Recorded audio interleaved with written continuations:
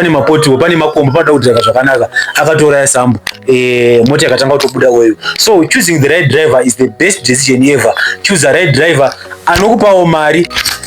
Hello guys, welcome back to another episode. It's your boy Descent. Today is another day. If you are new, we kindly ask you to subscribe, like, share, comment, as well as turn on the notification bell so that whenever I come up with another interesting episode, you will be notified. Today I have another interesting and another different story. So guys, it's been some months since last year around October since I ventured into the informal transport business sector. I mean the Mushikashika business. So nothing to share what I've learned and also my tips for those who are kutanga the business of Mushikashika so that you won't go wrong. So I want to share 7 to 8 tips. So guys, the first point is a lot of people are making a mistake to venture into this Mushikashika business without another source of income. So when venturing into Mushikashika business, you need to have another source of income. What I'm trying to say is kana uri munhu kuti uda ku siya zvauri kuita uda kuventure into Mushikashika business azvinyatsokuita. Why ndiri kudaro? Business iri, if you have, especially if you have one car, for example, you have a Kombi, you have a Honda Fit, it becomes very totally unsustainable. Why ndiri kudaro? Papa unoti ndiri kuda mari yekutenga chikafu, ndiri kuda mari yekutenga muriwo, ndiri kuda mari yemaschool fees, ndiri kuda mari every expense yawada wokutora pa mari yemushikashika. If you are someone aroda kuzoita rimwe business kana kuti aroda kuwedzera mota dzako kuda kuzoita mota 2 or 3 or 4 azviite because profit yaunenge uchitora ndo mari yaunenge uchitora yemaschool fees, imari yekutenga muriwo, yekubhadhara rent azvinyatsoita. So the first point is for you to be able kuti uwane kutenga dzimwe mota when doing Mushikashika business, you need to have another source of income. Mari yemota ngaigare iri mari yemota. Ngaisati mari yemota ndio iri kuita zvimwe zvese. Azvinyatsokuita. Uenda hapo wangoramba uita ngori kushandira mota. Because at the end mota ichada service yada zvimwe zvakawanda. Mari iri kubva pamushikashika ndo mari inofana kuita sei, inofana kusevisa mota. Anything chine chekuita nemota inofana kubva ipapo. So you find that per month unogona kushanda mari yakawanda, but mari iyo inopera ichibuda ichiita zvimwe zvinhu zvakaita sei zvakawanda. So invest in another source of income, even another source of income. Then Mushikashika ngarive sort of a side hustle. Ukaita a sort of side hustle, it becomes easier for you to manage as well as manage especially my expense. So point number 1, you need to have another source of income. So guys, point number 2 yaunofana kuita guys, invest in the right car. You need the right car. Panyaya yemota papakaoma guys, handikunyeberayi. A lot of people vakutora mota dzisingafe dzakaita pamushikashika wodziisa pamushikashika uchitraya kuti utsvage mari. At the end expense inoperera pakugadzirisa mota. Okay guys, ndikutaura panyaya yekuti mushikashika imota inotakura vanhu vakawanda. For example, Honda Fit inogona kutakura vanhu 7 kana 8, right? Yatakura vanhu 7 vanhu 8.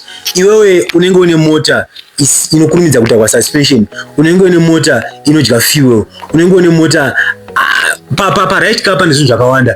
Kutaura nyaya yefuel saver, pamushikashika unoda fuel saver. Remember toda kutraya kubatanidza ma50 cents kuti wane $30 or $40 per day. Saka iwo kana une 2 liter kana une 2.5 liter kana 2.4 liter hazvimeki sense because mari zhinji iri kuenda kufuel. So invest in the right car in terms of fuel consumption. You need either a 1.3 liter, maximum I think is 1.5 liter. Ndokuti uone mari yemushikashika because uri kubatanidza mari shoma kuti dzikwanise kuita mari yakawanda. So please invest in the right car. You need a maximum 1.5 liter. Unotoona munhu anenge ane 0. something liter, 0.9 liter. Yeah, zvinoita because you will find unenge wakuita mari iri nani. Okay, for example, let's take an example Wish nesienda zvinotakura vanhu vakafanana, but at the end munhu anesienda anoita mari yakawanda than munhu ane Wish because munhu ane Wish mwane 1.8 mwane 2 liter, but munhu anesienda anenge ane 1.5 liter. So fuel consumption yakakosha. Another issue when choosing the right car, try by all means kutsvaga mota ine carrier kana kuti mota ine space.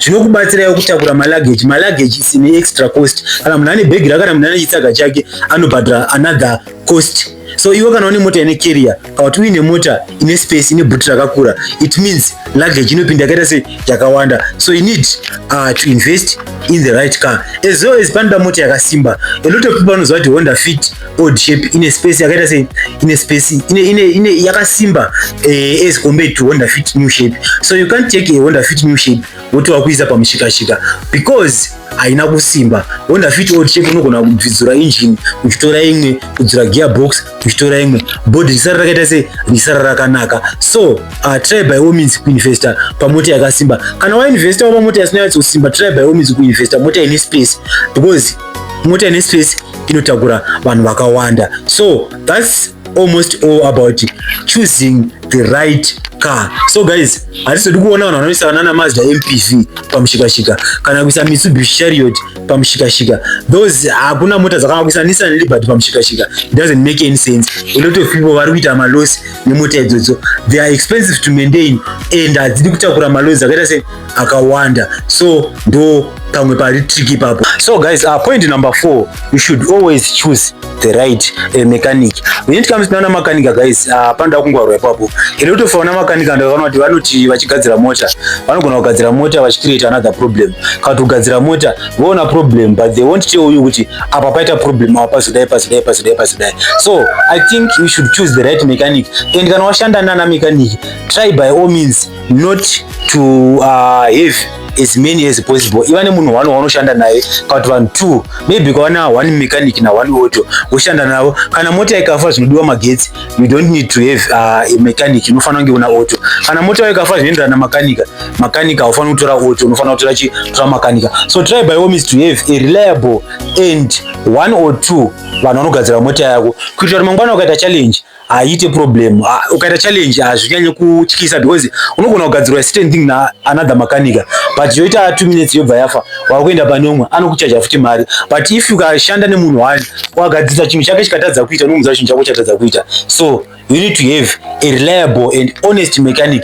Kuna vamwe vafuta nemechanic vanoba maparts, ukamuti anogadzira mota yako anokubira chinhu chiri original oisa chiri fake.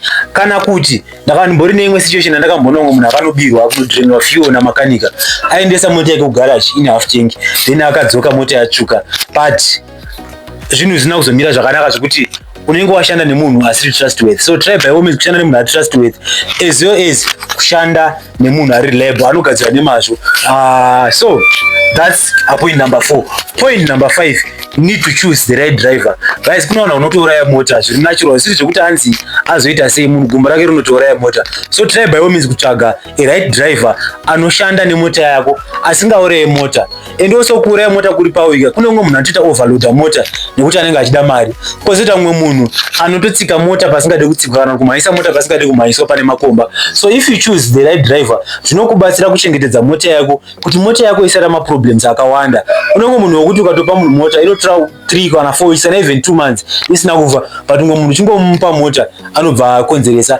Kune umwe munhu andakambona akambopuwa mota ine week time anga aroveresa sambo, noti kuti anodhaiva zvakashata but kutadza kuziva kuti pano pandiri pane mapotiwo pane makombo panoda kudhaiva zvakanaka, akatoraya sambo mota yakatanga kutobuda oil. So choosing the right driver is the best decision ever.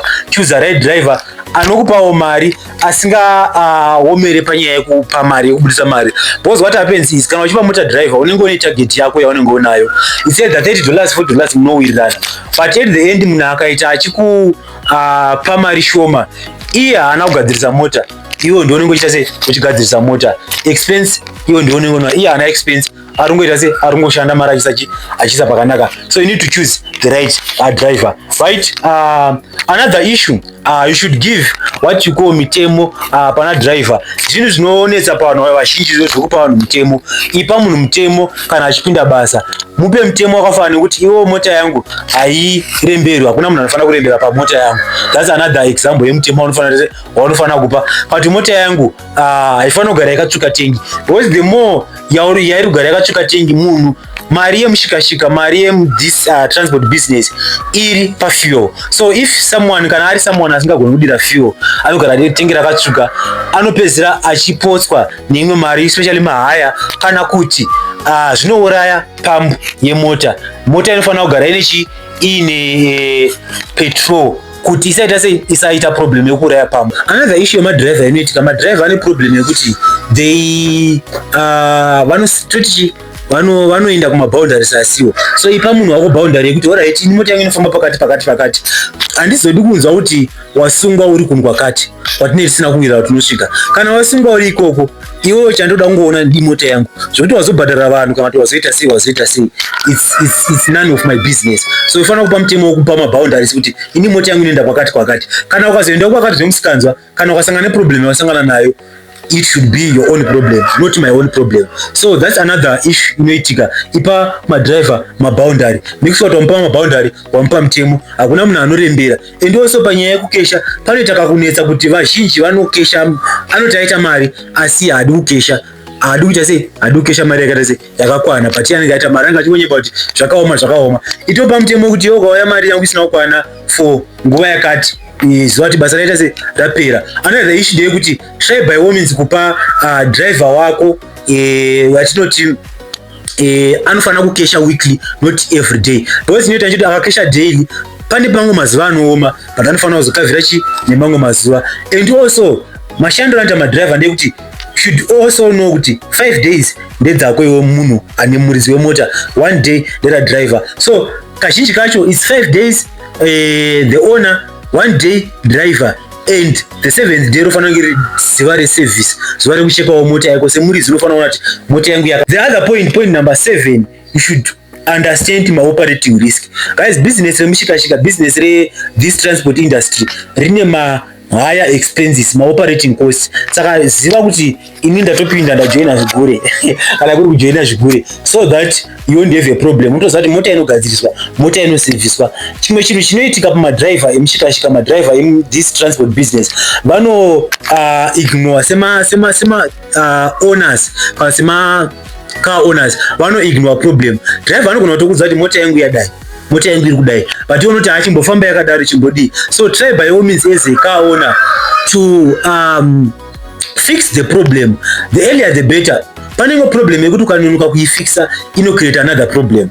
Imwe problem ikanonoka kufixa create another problem. Saka try by all means kukata kunonzi kuita sei kukurumidza kugadzira problem isati yaenderera, so that haiuraya zvimwe zvinhu. Zvakafanana neproblem gearbox ikaita problem rinoenda apura kuuraya engine. So try by all means to fix a problem earlier, so that haizoite problem yakakura. And also zvino minimize risk yekuti chanzwa driver aita accident, driver adhumana neimwe mota, driver pamwe mabreki ananzira, driver adhumana neimwe mota, driver aita accident nekuti mabreki ananzobata zvakanaka. So the earlier the better. Kukumidza create a problem zvino reduce operating risk ekuti pama accidents kana kuti chi. So for as usual, kana muchida mamwe episodes, just comment nekulike. Kana muchida mamwe episodes this transport business, as well as what you need to know kuti unobata mari zviri normal kubata $30 kana kuti $40 kana $60 kana $70 per day. Just comment in the comment section so that I will record another episode ndichiexplainer. Or if vane mubvunzo yada kubvunza mu comment section, feel free kubvunza mu comment section so that ndokupindura ne video. As usual, don't forget to subscribe, like, share, comment, as well as turn on the notification bell so that whenever I come up with another interesting episode, you will be notified. See you in the next episode.